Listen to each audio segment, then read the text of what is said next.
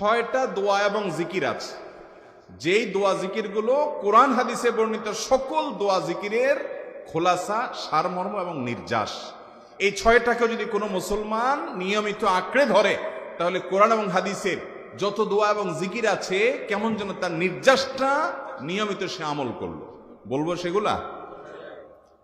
এই 6টা দোয়া এবং জিকিরের মধ্যে সর্বপ্রথম হলো নবী করিম সাল্লাল্লাহু আলাইহি সাল্লামের প্রতি দুরূদ প্রেরণ করা।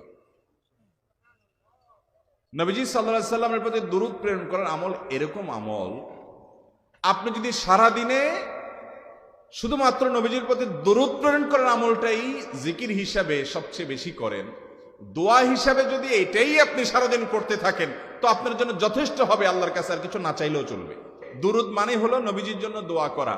ভাই, আল্লাহ তার হাবিবকে রহম করবেন, আপনার আমার দোয়ার দিকে আল্লাহর তাকানোর কোনো ঠেকা আছে? নবীজি কি আমাদের দোয়ার কোনো মুখাপেক্ষী? কিন্তু আমরা তার জন্য দোয়া করলে ওই চান্সে আল্লাহ তাআলা আমাদের প্রতি অনুগ্রহ করবেন। একবার না, আপনি নবীজির প্রতি একবার রহমতের দোয়া করবেন, একবার দুরূদ পাঠ করবেন। মান সাল্লা আলাইয়া মাররাতান সাল্লাল্লাহু আলাইহি আশারা, নবীজি সাল্লাল্লাহু আলাইহি সাল্লাম বলেছেন, একবার আমার জন্য তোমরা দোয়া করলে, আমার প্রতি দুরূদ পাঠ করলে, আল্লাহ তাআলা তোমাদের জীবনে 10 বার 10 জায়গায় 10 টাইমস তোমাদের উপরে আল্লাহ তাআলা অনুগ্রহ করবেন। আপনি টেরও পাবেন না কত জায়গায় আল্লাহ অনুগ্রহ করেছেন। আল্লাহ বাঁচাই দিয়েছেন, একটুর জন্য শেষ হয়ে যান নাই। ওই যে দুরূদ পড়ছেন, আল্লাহ তাআলা রক্ষা করছে, আপনি খবরও নাই। আল্লাহ তাআলা আপনার প্রতি বিশাল একটা দান করছে, আপনি লক্ষ্য করেন নাই। ওই যে দুরূদ পড়ছেন একবার, 10 বার রহমত হবে। এভাবে যত দুরূদ পড়বে সে তত রহমত এবং অনুগ্রহ পাবে। বেশি করে পাঠ করবো তো ইনশাআল্লাহ। সবচেয়ে শ্রেষ্ঠ দুরূদ, সবচেয়ে উত্তম দুরূদ হলো দুরূদ ইব্রাহিম, যেটা নামাজে পড়েন। আর সবচেয়ে সংক্ষিপ্ত দুরূদ হলো সাল্লাল্লাহু আলাইহি ওয়াসাল্লাম। এছাড়া নবীজির প্রতি দোয়ামূলক যে কোনো দুরূদই আল্লাহর কাছে গ্রহণযোগ্য হতে পারে, যদি দুরূদের অর্থের মধ্যে, কথা বলার মধ্যে খারাপ কিছু না থাকে। 6টা দোয়া হলো কোরআন হাদিসের শত শত সহস্র দোয়ার নির্যাস এবং খোলাসা। তার 1 নম্বর হলো দুরূদের আমল। করবো না বেশি বেশি ইনশাআল্লাহ।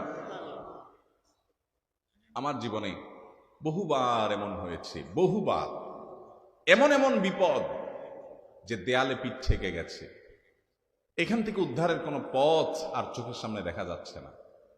আমি এই আমলটি, এর পাশাপাশি ইস্তেগফারের আমল, যেটা 2 নম্বরে বলবো আমি, এই 2টি আমল কন্টিনিউয়াসলি করে গেছে, হরদম প্রতি নিঃশ্বাসে নিঃশ্বাসে, বাস টয়লেটের টাইম বাদে বাকি ফুল টাইম এইটা দুরূদ এবং ইস্তেগফার অব্যাহত রাখছি। আল্লাহ তাআলা এমন ভাবে অলৌকিক ভাবে উদ্ধার করেছেন যে আমার কল্পনায়ও আসে না যে এখান থেকে এভাবে হেল্প হতে পারে। ভাইরা আমার অভিজ্ঞতার 2 পয়সার কোনো মূল্য নাই। আমার অভিজ্ঞতা কি আসলো না আসলো, এটাতে কিছু আসে যায় নাই। রহমাতুল লিল আলামিন আল্লাহর রাসূল, আল্লাহর নবী ওয়াদা করেছেন যে আপনার পেরেশানি দূর হবেই হবে ইনশাআল্লাহ। অতএব দুরূদের আমল বেশি বেশি করবো না ইনশাআল্লাহ। নাম্বার 2, ইস্তেগফার। এটাও বেশি বেশি করতে হবে, কারণ ইস্তেগফার সম্পর্কে কোন কোন হাদিসের ভাষ্যের মধ্যে মান লাজিমাল ইস্তেগফার ভাষ্য এসেছে, অর্থাৎ যে ব্যক্তি ইস্তেগফারকে আঁকড়ে ধরবে, এটাকে কন্টিনিউয়াসলি করবে, ইস্তেগফার কখনো ছাড়বে না, সবসময় তার মধ্যে ইস্তেগফার অব্যাহত থাকবে, ওই ব্যক্তিকে আল্লাহ রাব্বুল আলামিন বিভিন্ন পেরেশানি থেকে সারপ্রাইজড হওয়ার মতো এমন এমন পথ বের করে দিবে যে সে চিন্তাও করে নাই। তার পেরেশানি থেকে মুক্তির পথ আল্লাহ তাআলা দেখায় দিবে। ইস্তেগফার কিভাবে করবেন ভাই? ইস্তেগফার এমন একটা আমল, এটা ছাড়া তো আমাদের উপায় নাই ভাই।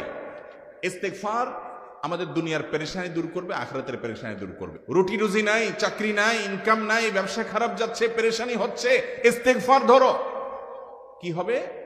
1 নম্বর লাভ হলো আল্লাহ মাফ করে দিবেন গুনাহ। ইউরসিলিস সামা আলাইকুম মিদরারা, যাতে ফসল ভালো হয়, রিজিক ভালো হয়, সেই ব্যবস্থা আল্লাহ করবেন।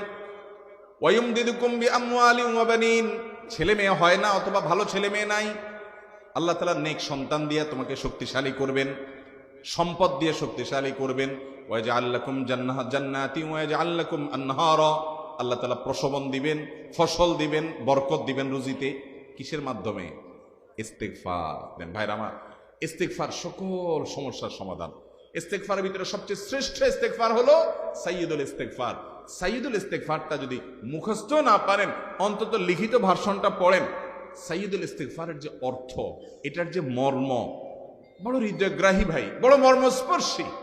ইমানদার এটার অর্থের দিকে তাকায় যদি পড়ে তো তার অন্তর না গলে পারে না। ভাইরা আমার, অর্থের দিকে লক্ষ্য করে করে মর্মটা বুঝে বুঝে একটু সাইয়্যিদুল ইস্তিগফার পড়েন। লেখা দেখে দেখে পড়েন, ইউটিউব থেকে দেখে দেখে পড়েন, কিন্তু পড়েন। এটা হলো বড় ইস্তিগফার। এত বড় ইস্তিগফার পড়তে পারেন না, কোনো পেরেশানি নেই, কোনো অসুবিধা নেই। সবচেয়ে ছোট ইস্তিগফার হলো আস্তাগফিরুল্লাহ, আস্তাগফিরুল্লাহ, আস্তাগফিরুল্লাহ। আল্লাহ আপনার কাছে ক্ষমা চাই, কত ভুল হয়ে যায়, কত অন্যায় হয়ে যায়। ভাইরা আমার, এটা হলো রিমুভার। ভুল করে কিছু লিখছেন, রিমুভ করে ফেলছেন, শেষ হয়ে গেছে। আপনি ঘন ঘন ইস্তিগফার পড়তে থাকেন, অগণিত ভুল হয়, অগণিত ত্রুটি হয়, বারবার ইস্তিগফার এগুলোকে সবগুলোকে শেষ করে দেয়। ভাইরা আমার, নিরাপত্তা এনে দেয়। আল্লাহ কোরআনে কারিমে বলেছেন যে আপনার রব আপনার কওমের প্রতি আযাব নাজিল করবেন না যদি আপনি থাকেন। আর যদি তারা ইস্তিগফারে রত রাখে তাহলে গণ আযাব আল্লাহর পক্ষ থেকে আসবে। আরেকটা ইস্তিগফার হাদিসে বর্ণিত, আস্তাগফিরুল্লাহাল্লাযী লা ইলাহা ইল্লা হুয়াল হাইয়ুল কাইয়্যুম ওয়া আতুবু ইলাইহি ওয়া লা হাওলা ওয়া লা কুওয়াতা ইল্লা বিল্লাহ। এটাও ইস্তিগফার। তাহলে একটা বড় ইস্তিগফার, একটা মিডিয়াম, একটা ছোট, যার যেটা সুবিধা হয় এটা পড়েন। নাম্বার 3, এটা আমাদের বেশিরভাগ মানুষ জীবনে হয়তো শুনেনও নাই, অনেকে হয়তো শুনছেন, আমল করা হয় না। খুব সীমিত সংখ্যক আল্লাহর বান্দার আমলের তৌফিক হয়। সেটা হলো ইয়া যাল জালালি ওয়াল ইকরাম। এটা একটা জিকির, আল্লাহ তাআলাকে ডাকা, আহ্বান করা, এটাই জিকির। ইয়া যাল জালালি ওয়াল ইকরাম। নবী করিম সাল্লাল্লাহু আলাইহি সাল্লাম বলেছেন, আলিযু বিয়া যাল জালালি ওয়াল ইকরাম। তোমরা ইয়া যাল জালালি ওয়াল ইকরাম এটাকে আঁকড়ে ধরো, এটাকে নিয়মিত করো, বেশি বেশি করে বলতে থাকো এটাকে সব সময় এটাকে মুদাওয়ামাতের সাথে কন্টিনিউয়াসলি এটা বলতে থাকো, ইয়া যাল জালালি ওয়াল ইকরাম। অনেক উলামায়ে কেরাম, মুহাদ্দিসিন ইকরাম ইয়া যাল জালালি ওয়াল ইকরাম কেন নবীজি এত বেশি বলতে বলেছেন, এটার মাধ্যমে আমাদের লাভটা কি, এর ব্যাখ্যা করতে গিয়ে বলেছেন ইয়া যাল জালাল মানে হলো হে মহান মহান বড়ত্বের অধিকারী, হে জালালের অধিকারী, হে জালাল। ওয়াল ইকরাম, হে দানশীল। তাহলে প্রথম বাক্যে আল্লাহর বড়ত্বের কথা স্বীকৃতি দিয়ে প্রশংসা করা হয়, আর দ্বিতীয় বাক্যে হে দানশীল বলে আল্লাহ তাআলার কাছ থেকে চাওয়া হয় যে আপনি যেহেতু দানশীল এবং আপনি যদি মহান, অতএব আপনি আমাকে দান করেন। এটা ডাকলেই, আল্লাহকে এই বলে ডাকলেই চাওয়া হয়ে যায়। এই জন্য বেশি বেশি করে ইয়া যাল জালালি ওয়াল ইকরাম পড়তে হবে। তার 4 নম্বর হলো লা হাওলা ওয়ালা কুওয়াতা ইল্লা বিল্লাহ। লা হাওলা ওয়ালা কুওয়াতা ইল্লা বিল্লাহ। লা হাওলা ওয়ালা কুওয়াতা ইল্লা বিল্লাহ, এটা হলো সারেন্ডার করা, আল্লাহর কাছে সারেন্ডার করা, আত্মসমর্পণ করা। মানে আল্লাহ ছাড়া কোনো ভালো কাজ করার ক্ষমতা কারণ নাই, করার তৌফিক দেওয়ার ক্ষমতা কারণ নাই, আর পাপ থেকে বাঁচানোরও ক্ষমতা কারণ নাই। এই জন্য আমি কেমন যেন আল্লাহর কাছে সারেন্ডার করছেন, লা হাওলা ওয়ালা কুওয়াতা ইল্লা বিল্লাহ। কোন অবস্থা, কোন সামর্থ্য, এগুলো কারোর কাছে নাই, শুধুমাত্র কার কাছে আছে? আল্লাহর কাছে আছে। এই অর্থ বুঝে আপনি লা হাওলা ওয়ালা কুওয়াতা ইল্লা বিল্লাহ বেশি বেশি পাঠ করবেন। নবী করিম সাল্লাল্লাহু আলাইহি সাল্লাম বলেছেন, তোমাদেরকে কি আমি জান্নাতের একটা ভান্ডারের খবর দিব, যেটা জান্নাতের ভান্ডার, সওয়াব টওয়াব না, সাধারণ অল্প স্বল্প সওয়াব না, পুরো জান্নাতের ভান্ডারের সন্ধান দিয়ে দিব। সাহাবা একরাম তো চাইতেনই সেটা। নবীজি সাল্লাল্লাহু আলাইহি সাল্লাম তখন বলেছেন যে লা হাওলা ওয়ালা কুওয়াতা ইল্লা বিল্লাহ, এটা হলো